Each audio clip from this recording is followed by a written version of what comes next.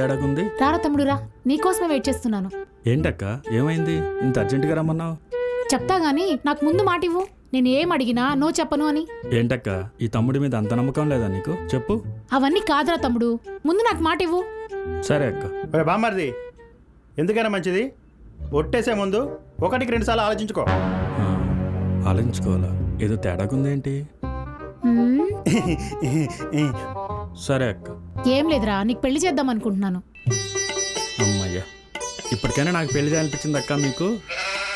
ఇంతకీ పెళ్ళి ఎవరక్క? ఇంకెవరు? నా కూతురే. నీ కూతురా? అంటే తనకి నాకు ఒక 15 సంవత్సరాల గ్యాప్ ఉంటుంది కదక్క.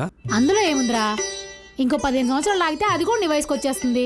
అప్పుడు వీడు ముసలుడు అయిపోతాడు కదా. ఉమ్,